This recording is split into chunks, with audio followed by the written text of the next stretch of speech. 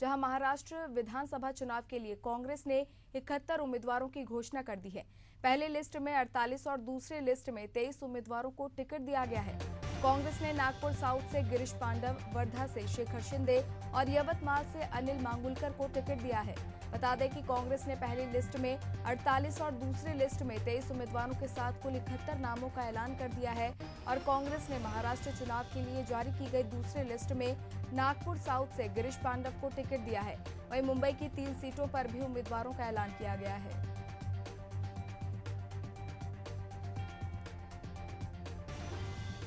और इस खबर पर ज्यादा जानकारी लेंगे हमारे सहयोगी राहुल पुजारी से, जो इस वक्त हमारे साथ जुड़े हुए हैं।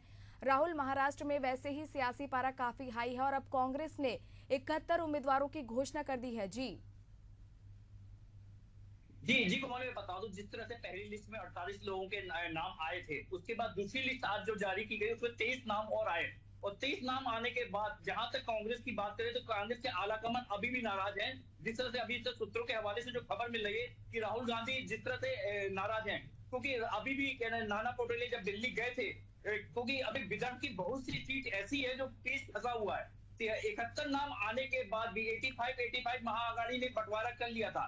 तीनों पार्टियों ने, एनसीपी ने शरद पवार की और उद्धव ठाकरे की शिवसेना ने और कांग्रेस ने। उसके बाद भी अभी पेच ऐसा फंसा हुआ है, जिस तरह से रायता फैल गया है यहाँ पे महाराष्ट्र की विधानसभा चुनाव में, तो उसको देखते कहीं ना कहीं सोच समझ के लिस्ट में नाम जारी किए जा रहे हैं और रुक रुक के जारी किए। 48 के बाद जिस तरह से 23 नाम आए, अभी नाम और भी आने, और जिस तरह से थ्रेट दिया जा रहा है सपा की तरफ से, डायरेक्ट कांग्रेस को थ्रेट दिया जा रहा है कि अगर आपने आज 12 बजे तक हमें सीट बंटवारे के ऐलान नहीं किया तो हम आने वाले टाइम में 25 सीट पे लड़ेंगे अगर आपने हमें 5 सीट नहीं दी। तो इस तरह से देखा जाए, चाहे महाआघाड़ी हो या महायुक्ति की बात हो, तो अभी भी सीट बंटवारे को लेकर काफी कंफ्यूजन है और काफी रायता फैला हुआ। जिस तरह से बागी तैयार हो रहे हैं, उस तरह से देखा जाए तो महाराष्ट्र की पूरी समीकरण बिगड़ गए हैं। जी राहुल, अगर महाराष्ट्र के हॉट सीटों की बात करें तो वो कौन कौन सी होने वाली है जहां दिलचस्प मुकाबला देखने को मिलेगा? जी कि हॉट सीट की बात करें तो जिस तरह से अगर मुंबई की बात करें तो मुंबई के बांद्रा इलाके की अगर बात करें तो आदित्य ठाकरे की सीट बहुत वीवीआईपी मानी जाती है।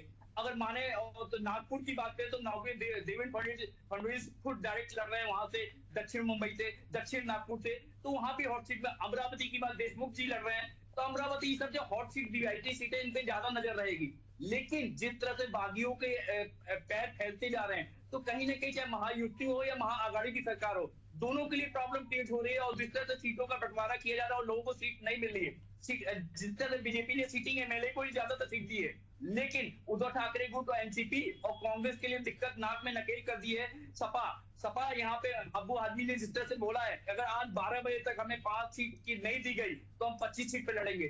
तो जिस तरह से पूरी तरह से अगर महाराष्ट्र की राजनीति की बात करें ना, तो महाराष्ट्र की राजनीति मराठा राजनीति को लेकर भी हुआ करती है। और मराठा राजनीति, मराठा आरक्षण की बात करें तो मनोज जरांगे पाटिल अपने जहां जहां मराठाओं का वोट है वहां पे अपने एमएलए खड़ा, अपने उम्मीदवार खड़ा करने की बात कर रहे हैं। इससे और पेट फंस जाएगा और मराठा की जितनी राजनीति है इर्द गिर्द मराठा ओबीसी के बीच में ही घूमती है पूरी महाराष्ट्र की राजनीति। और जहां तक 20 से 30% मराठा वोट बैंक आते हैं, ओबीसी 35% आते हैं, उसको लेके कहीं ना कहीं सभी जितने भी पक्ष या विपक्ष दोनों बहुत सीरियस हैं, उनको साधने में लगी हुई है। कोमल जी राहुल, वाकई काफी दिलचस्प मुकाबला इस बार महाराष्ट्र चुनाव का दिखने वाला है। इसको लेकर तमाम पार्टियों ने तैयारी पूरी कर ली है, अपने उम्मीदवार मैदान में उतारे जा रहे हैं। राहुल, तमाम जानकारियों के लिए और हमारे साथ जुड़ने के लिए बहुत बहुत धन्यवाद।